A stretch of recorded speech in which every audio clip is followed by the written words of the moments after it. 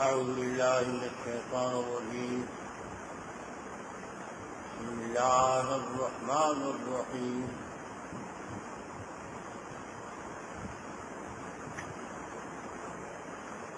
وإلى مدين أخاهم شعيبا قال يا قوم اعبدوا الله ما لكم من إله غيره ولا تنقصوا المكيال والميزان إني أراكم بخير وإني أخاف عليكم عذاب يوم محيط.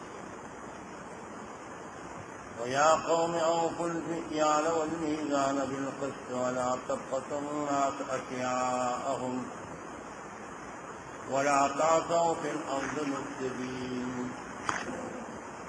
بقية الله خير لكم إن كنتم مؤمنين وما أنا عليكم بحفيظ. قالوا يا شعيب أصلاتك تأمرك أن نترك ما يعبد آباؤنا أو أن نفعل في أموالنا ما نشاء إنك لأنت الحليم الرشيد. قال يا قوم أرأيتم إن كنت على بينة من ربي ورزقني منه رزقا حسنا وما أريد أن أخالفكم إلى ما أنهاكم عنه إن أريد إلا الإصلاح ما استطعت وما توفيقي إلا بالله عليه توكلت وإليه أنيب. ويا قوم لا يجرمنكم شقاقي أن يصيبكم مثل ما أصاب قوم نوح أو قوم هود أو قوم صالح وما قوم لوط منكم ببعيد. واستغفروا ربكم ثم توبوا إليه إن ربي رحيم ودود. صدق الله مولانا العظيم.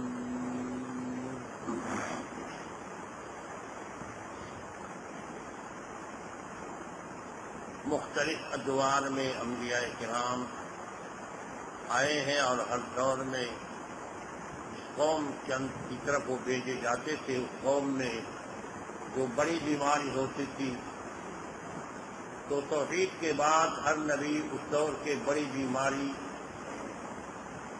اور روحانی مرض کا علاج وہ کرتے.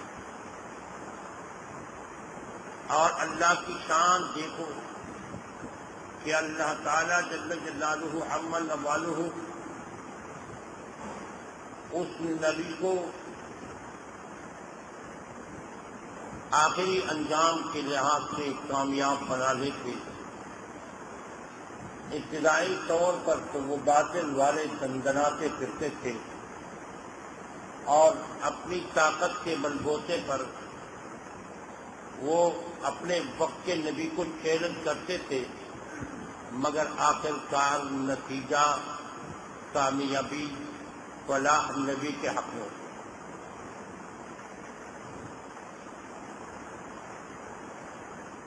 چنانچہ شعیب علیہ السلام کو اللہ تعالیٰ نے اہل مدین کی طرف بھیجا.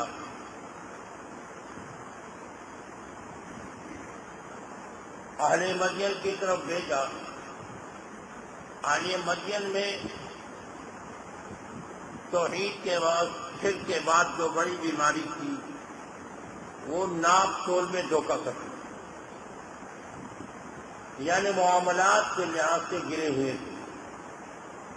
معاملات کے لحاظ سے وہ ٹھیک نہیں تھے. تو حضرت شعیب علیہ السلام نے توحید کی دعوت کے بعد دعوت دی کہ توحید کے بعد تمہارے اندر جو بیماری ہے، ناپ تول میں جو تم کمی پیشی کرتے ہو، تو یہ تمہارا بڑا جرم ہے، یہ چھوڑ دو. یہ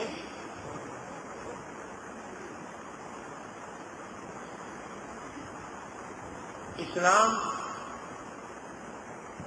عجیب نظام ہے، قرآن نے عجیب نظام دیا ہے۔ میں بار بار کہتا ہوں کہ اسلام اور قرآنی نظام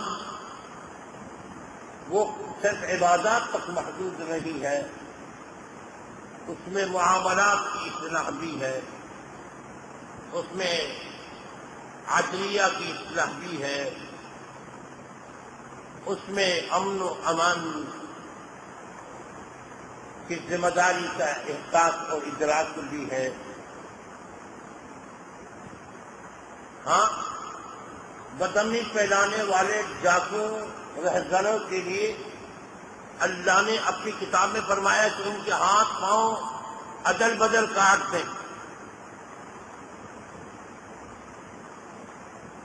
تاکہ کسی اور کی پھر جرأت نہ ہو، چور کا ہاتھ کاٹ دے تاکہ اس کسی اور کی جرأت نہ ہو۔ ہاں، ذرا آپ دیکھیں، کسی چور کا ہاتھ کاٹ کے اس کے گلے میں ڈال دے ذرا، یا کہیں کوئی راستے میں لٹکا دے، تو دیکھیں کہ چوریاں خود بخود کنٹرول ہو رہی ہیں یا نہیں ہو رہی۔ آپ لوگوں کو معلوم ہے سعودی عرب کے اندر سونے کی دکانیں، کپڑوں کی دکانیں بڑی رہتی ہیں، اور یہ کبھی نیچے کر لیتے ہیں، کبھی چادر لٹکا لیتے ہیں، نماز کے لیے چلے جاتے ہیں اور پھر آ جاتے ہیں۔ کسی کی ہمت کیوں نہیں ہوتی؟ چور ہوتے ہیں وہاں، آپ کے جیل سے متاع میں نکالتے ہیں، ایسے چور بھی گئے ہوتے ہیں، لیکن پھر بھی اللہ کا کرم ہے کہ وہاں کے لوگوں میں مستقل طور پر امن ہے۔ کسی رات پھرتے رہو، دن پھرتے رہو، کوئی آپ ڈاک آپ پر نہیں ڈال سکتا، دباؤ آپ پر نہیں ڈال سکتا، پریشان آپ کو نہیں کر سکتا۔ یہ کیا وجہ ہے؟ اسلامی نظام کی برکت۔ آپ نے دیکھا افغانستان میں 6 سال جب طالبان کی حکومت تھی تو ایک مثالی امن قائم تھا، مثالی امن قائم تھا، ایسا امن قائم تھا کہ یہاں کے ایسے لوگ جو روس کے وقت میں مجاہدین کے مخالف تھے اور جہاد کو فساد کہنے والے، وہ وہاں جب گئے اور طالبان کے دور میں نظام امن دیکھا تو ان کی تعریف اور توصیف میں رسم اللسان رہے۔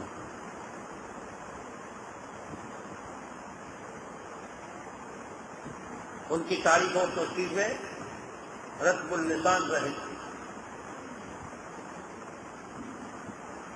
اور ماننے لگے کہ واقعی اسلام عجیب مذہب ہے۔ اسلام یوں نظام دیتا ہے کہ عبادت بھی کرو، ذکر بھی کرو، ذکر کا حکم دیتے ہیں، نماز کا حکم دیتے ہیں، زکوٰۃ کا حکم دیتے ہیں، اقیموا الصلاۃ وآتوا الزکاۃ، اور یا ایھا الذین آمنوا اذکروا اللہ ذکرا کثیرا، اور عدل کا حکم دیتے ہیں کہ تم انصاف کرو، اور ساتھ ساتھ یہ بھی تمہیں حکم دیتے کہ معاملات میں دھوکہ نہ کیا کرو۔ انبیاء کرام جو بھیجے تھے وہی احکامات یہاں قرآن میں ذکر ہے کہ ناپ تول میں دھوکہ۔ قرآن کریم کے اندر دوسری جگہ ہے وَيْلٌ لِّلْمُطَفِّفِينَ الَّذِينَ إِذَا اكْتَالُوا عَلَى النَّاسِ يَسْتَوْفُونَ وَإِذَا كَالُوهُمْ أَو وَّزَنُوهُمْ يُخْسِرُونَ۔ وَيْلٌ لِّلْمُطَفِّفِينَ، تباہی بربادی ہے ان لوگوں کے لیے جو حقوق میں چکا بازی کرتے ہیں۔ اذا اكتالوا على الناس يستوفون واذا كالوهم او وزنوهم يخسرون، کہ جب لوگوں سے لیتے ہیں تو پورا لیتے ہیں، جب لوگوں کو دیتے ہیں تو کمی کر کے دیتے ہیں، جب لیتے ہیں تو پورا لیتے ہیں، جب دیتے ہیں تو کمی کر کے۔ اللہ فرماتے ہیں ان کے لیے تباہی اور بربادی ہے۔ ویل للمطففین۔ ہاں، اسلام اخلاق کا درس دیتا ہے۔ باپ کو کہتا ہے کہ بیٹے پر شفقت کر، اور بیٹے کو کہتا ہے کہ باپ کی عزت کرو۔ امی کو پیغام ہے کہ تم اپنی بچیوں پر شفقت اور محبت کا سایہ قائم رکھو، جبکہ بیٹی کو ہدایت ہے کہ آپ اپنی امی کا احترام۔ شوہر کو حکم ہے کہ آپ اپنی بیوی کا خیال رکھو، یہ کمزور ہے، اس سے غلطیاں ہوں گی، ناقص العقل ہے، ناقص الدین ہے، تو آپ نے ان کا خیال رکھنا ہے۔ جبکہ بیوی کو حکم ہے کہ آپ نے شوہر کا خیال رکھنا ہے، شوہر آپ کے لیے قابل احترام اور آپ کے سربراہ اور سرپرست۔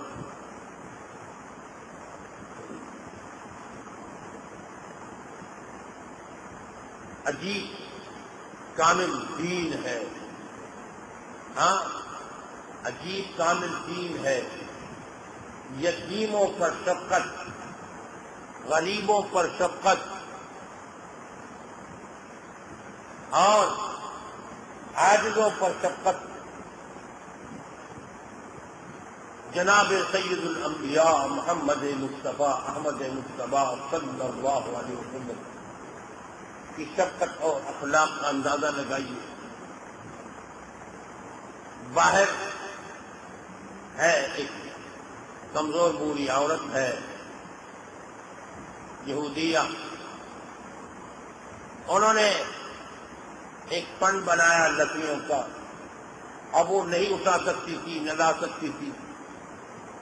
حضرت سید الانبیاء محمد رسول اللہ صلی اللہ علیہ وسلم نے وہ پن اٹھا کر ان لکڑیوں کا اور خود اپنے سر پر لاد کر گیا، اس عورت کے ساتھ گھر تک پہنچایا۔ وہ عورت کہنے لگی، بیٹے تم تو بڑے شریف آدمی معلوم ہو رہے ہو، ایک نصیحت تمہیں کرتا ہوں، ایک نصیحت کرتی ہوں، یاد رکھنا۔ نصیحت یہ ہے کہ یہاں مدینہ میں سنا ہے کہ ایک شخص آیا ہے، محمد اس کا نام ہے، یاد رکھنا، سنا ہے کہ یہ باپ دادا کے دین سے لوگوں کو ورغلاتے ہیں، یاد رکھنا، اس سے بچے رہنا۔ تو